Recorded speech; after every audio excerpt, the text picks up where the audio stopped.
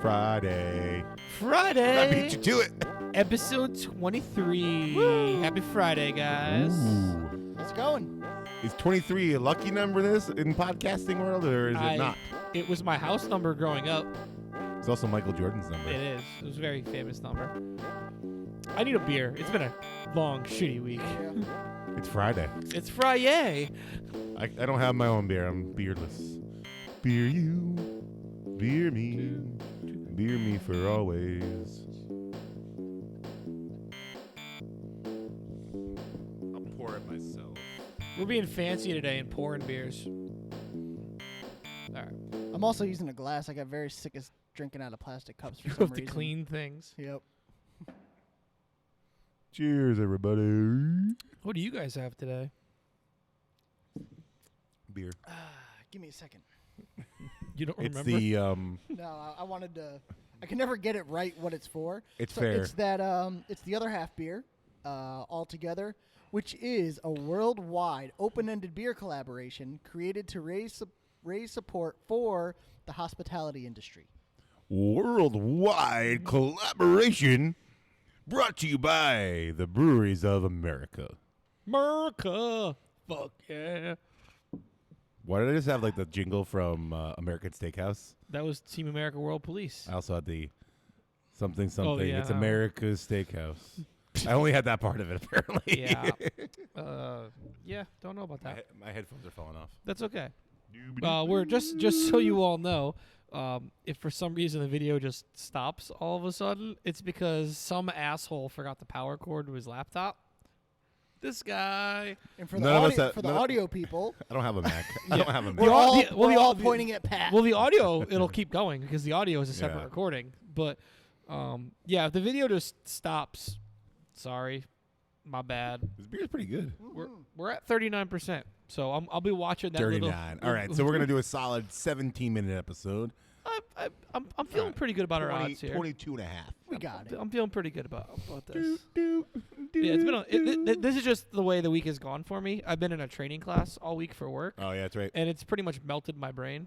Like This is fun work now, though, minus the power. yeah. Well, I mean, I've been in class like 10 to 5:30 or 6 every night. This is 2 episodes in a row. Your English did not. I've been class. I've been class. I've been class. I'm in class. I'm just skipping words. That's how much. Hello, Pat. I've been class. I haven't had to start till like 10 o'clock for the most part because of class. Nice. But for some reason, my body wants to wake up at 5. I didn't know Yeah. you were studying trains. I've been class. Miss I Goose. I've been class. I hate you all. I've been class. I hate you all. I am drinking I've the been JWD Weiss from Kent Falls, and I think it's a collab with Schneal. I don't know how to say that. It is a Berliner with jasmine and chamomile. Ooh. Mm. Can I see the bottle? You can see the bottle. No, I want to look don't at show him. It smells real good. Tastes pretty good too. I mean chamomile. Chamomile? Camille? Camille? I don't know. She smells pretty good. She does. It's Yeah. aromatic. it. Smells good. Are you just gonna make fun of me for the next 30 minutes? Is that what's Yeah. gonna happen? Yeah. Julian's not here, so we got to make fun of something. Mhm. Fuck. I'm low man on the totem pole. I've been class. So yeah, I'm just gonna, This is really nice. use my low battery presence to jump right into the hot take and get away Whoa, from this. whoa, pump the All brakes. So the one thing is that if you haven't been paying attention, this the other half brewski, we did this go around because we're trying to donate as much as possible because it's going to the hospitality folks. We just did crowlers this round rather than hand can the 16 ounces. Yeah. And unfortunately, we didn't have the ingredients or time on hand to do a large batch of it, so we only did a pilot batch of it. Yeah, so- then the goal was just to get out as fast as possible. Yeah, So yeah. that's what we're doing. So we have a limited amount of crowlers. They're on the website. We pre-filled them, but we, did a good job pre-filling with the counterfill, so counterflow and all that kind of stuff. So Counter pressure. counter pressure. That's the word. My Friday. Hey, Bill's brain turned on. We did it.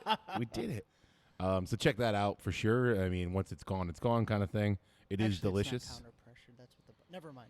Anyway, It's not counterweight. That's a different brewery. We purged it really well with CO2. Yeah. You know what? You know When why I I was purge, you skipping. You know purge. why I was skipping words? Because nervous me is watching the battery percent go down on his laptop. So we're gonna start now. All right, let's go. Do it. When I purge, you purge. Yeah. So I am of the belief Dun, dun, dun, dun, dun. that there is a growing trend among beer drinkers out there that are not willing to give beer-related things a second chance.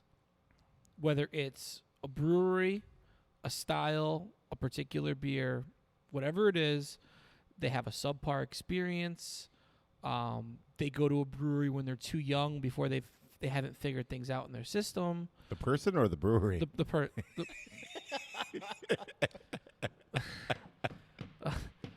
Welcome to Friday. They just don't know enough about a style, but they try things once and they never go back. And the prime example of that, and I've had this in conversation yesterday, is I was talking about breweries in the state with someone, and they were like, "Oh, I don't like that place." I'm like, "Well, I love that place." And they're like, "Well, they've been open for like 3 years, and I went when they first opened, so I guess things have changed."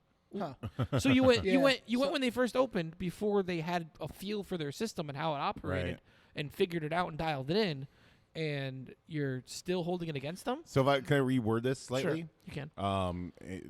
And you can agree that this is right or not, but so what you're trying to say is, or what you're saying, I should say, is that it seemingly is that first impressions are long lasting to not finite lasting in the beer industry?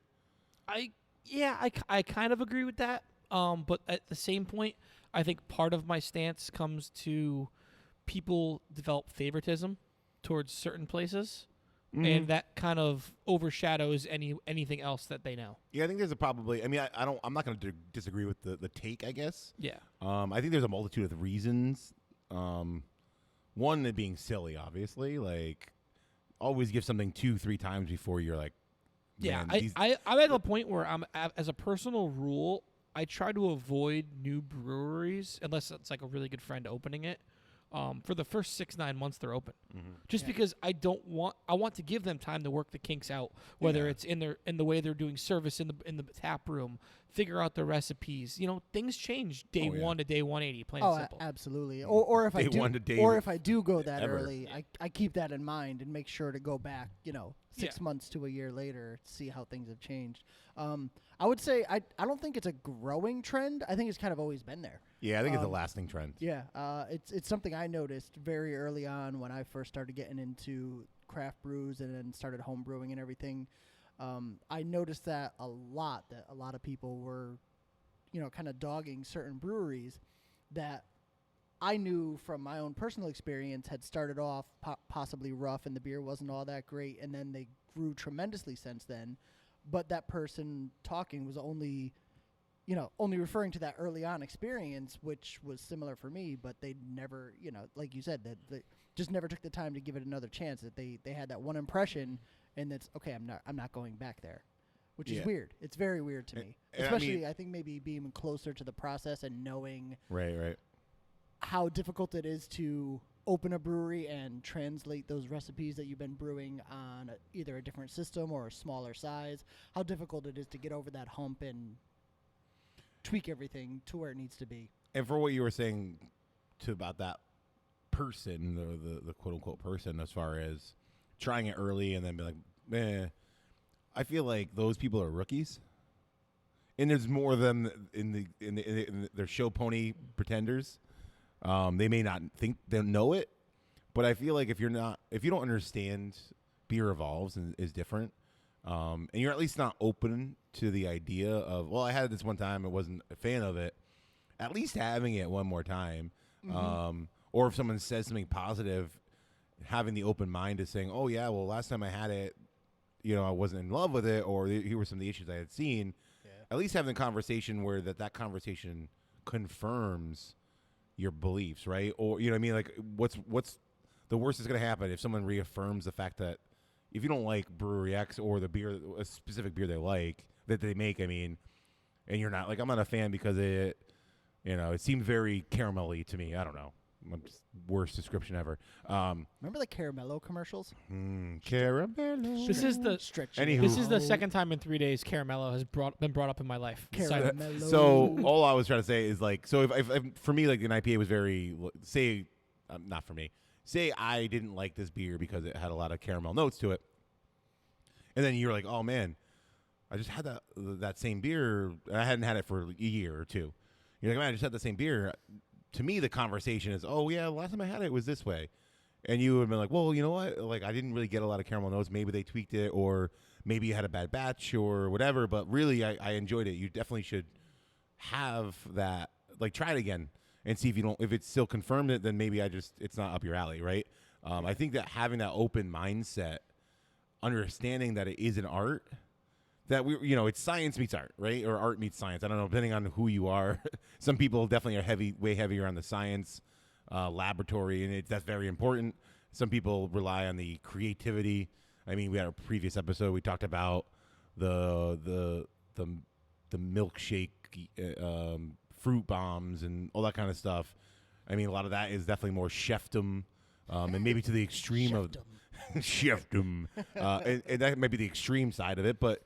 And then you have other people that maybe are just going, like, they're looking at the atoms and how, I mean, some people do that as far as, like, how all these things sort of manipulate the flavors. So either way, if you don't know that it's a moving target and it's an evolution, I think that and this is obviously me talking as myself, if a friend or non-friend, in the industry or not in the industry, I never was like, you know what, screw that. I just remember, like, that lasting impression was there and be like, I'll go into it expecting, okay, well, I hope it's better than last time if I didn't appreciate it, or I really appreciate it. I hope it's as good as I remember. You know, I mean, both sides, I think. Oh, yeah, I definitely had the experience go the other way. Yeah, and there's another layer to that, too, that I'm going to get to in a second. Ooh, but, hey, it's like a parfait. But I think no matter what, even like myself, the worst beer or brewery experiences that I've ever had, I've still always gone back 4, 5, 6, 7 times over over the next couple years. Why did I do that? Just to see have things changed, etc. Dear diary, no. So another layer to that though too is not only people going back and seeing if things have gotten better or improved, but people's palates change and their own tastes and understanding and knowledge of beer in general changes. So why not go back to that later down the road and see if not only that brewery has changed, but if you yourself have changed some too. I think if you're continually disappointed, I mean, maybe extreme of going 4, 5, 6 times, but I respect that. But at the same point, if you depends on where it is. If you go to the brewery, a brewery, and you're like, you know what, it wasn't up my alley, whatever. I think taking into account that age is an important thing. But at the same point in time, if you see those same flaws over and over again, and your palate's educated enough, or your personal palate, you're tasting the same things, that's fine too. Like, you know, I mean, like, man, all these beers taste like pennies. Next time you go, all these beers taste like pennies. Next time you go, all these beers taste like pennies. Well, maybe you shouldn't go back. I mean, that's on you, and I respect that. But I think if the first time you do it, maybe there's something wrong with their lines. Maybe someone hooked up the wrong gas. I don't know. Like, so maybe somehow someone hooked up a compressor to their lines. So God only knows how, but it's possible. I mean, it's very highly likely.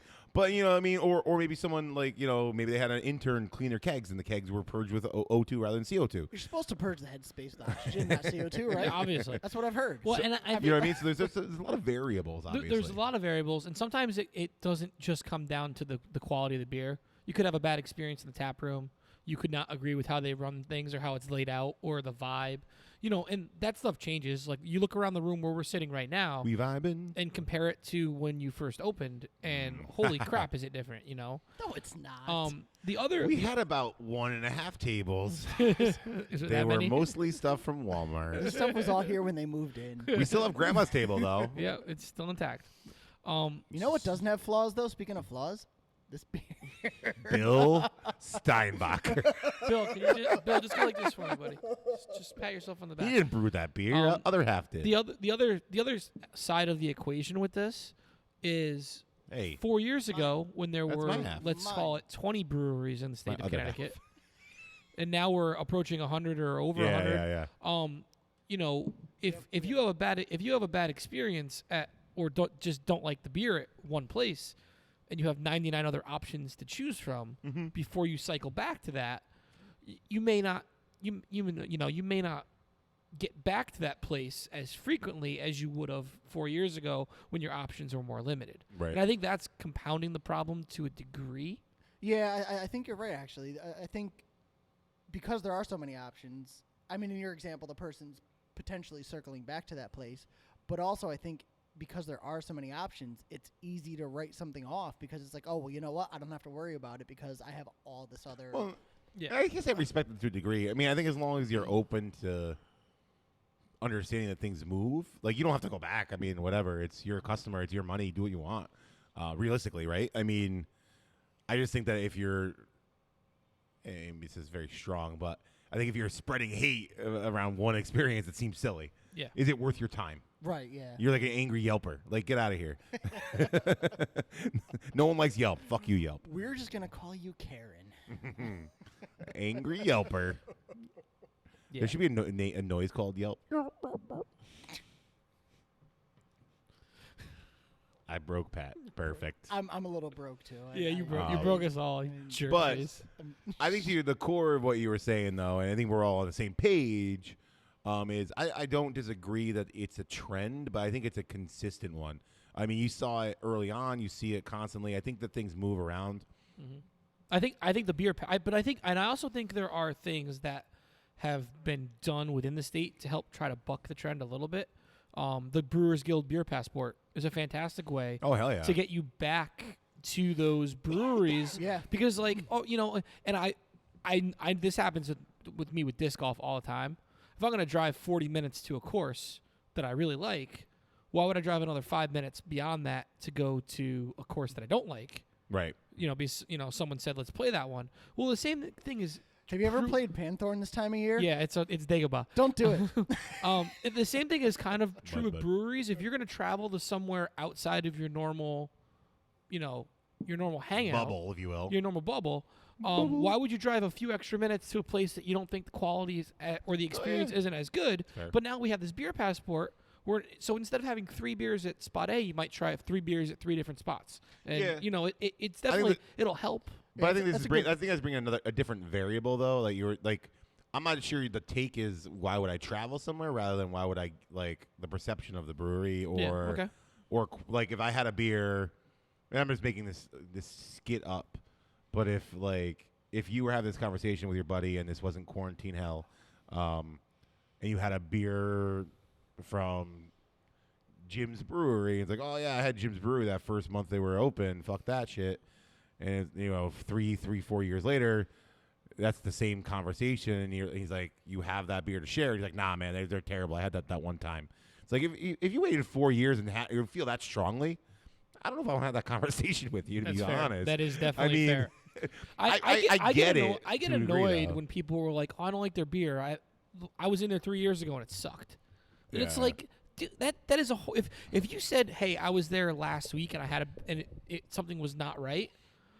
Like, okay, that holds a little bit more water than 3 years when they opened. They were horrendous and this, that, and everything. Yeah. Like, it takes time, people. It really does. Well, I think having an opinion off of one experience is silly anyway. Yeah. Like having an opinion from that one experience to set yourself up for future experiences is fair. Yeah, but having a set in stone. For no matter what. This is where I stand on that brewery or product. Right. That's- I hate yeah, baseball yeah. because that one time I went, a ball hit me in the head. It Yeah. was like, Yeah, I mean, I don't prefer Bud Light, I but went if to the someone hands baseball me a can game. after a hockey game, that's all it's in the cooler. I'm gonna fucking drink it. I mean, it's just water. Yeah, dirty water with It- sugar. yeah. Little fizzle. Little fizzy, dirty water. Yeah, the brewery passport thing is a good example though. I've had a lot of customers come in when I'm working the tap room with the passport, and I've been surprised by how Not many right now, you didn't. No, not right now at all. But I've been surprised by how many times I've heard, "Oh, I haven't been here in about 2 years. I can't believe how much different the beer is, how much I love the beer." So, I think people like that, it's helping them. They may have been a person that may have been Right. on the very set in stone. I'm never going back there. Right. And how many other places they've been into, or if not that person, another person. Yeah, so that experience Yeah. is kind of opening their eyes a little bit, like, oh, you know what, maybe some of these other breweries. And that I those people are haven't- bucking the curve. They're your Joe Buck. No, they're bucking the curve from this whole mentality. Hot take: Joe Buck is the worst sports. That's not a commentator hot of take. all That's just time. fact. Don't I'm all lie. out of beer. Are you bucking the curve? Thanks, Pat. You are the best friend. Is that the? I'm the only friend. Whoa. Sorry, Laney. She's Yeah. out. She's sleeping. Yeah, so I think we as I watch the battery meter go down, I think we've established that we are at the same point.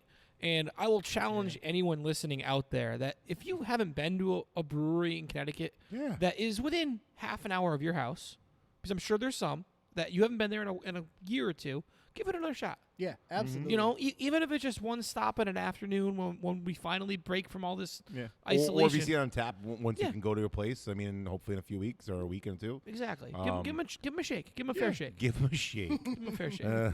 It sounds dirty. 3 Yeah. shakes and you're playing with it. Title of your sex tape. Give them a shake.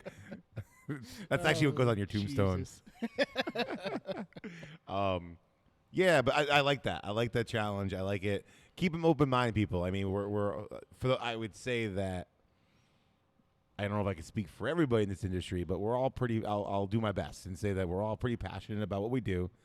If one person in some brewery, one specific person in a brewery isn't as passionate as say the people sitting over here, there's another person at that brewery that is just as passionate, if not more passionate. They put their heart and soul into it. So if you may have met one person that turned you off from a brewery, doesn't mean that the rest of the people there are that same way. At the same point in time, most people are putting a lot of their blood, sweat, and tears, so to speak, Tom M specifically tears, into those products. And they really are trying to get better. They are trying to get improve. So just as Pat says, battery level, 5%. No, I can't believe I'm about to say this, but I miss Tom. On that note, Perfect time to end. Wait, where's the wah at, motherfucker? I love how you still don't know which one is which. Be fair, I feel like that.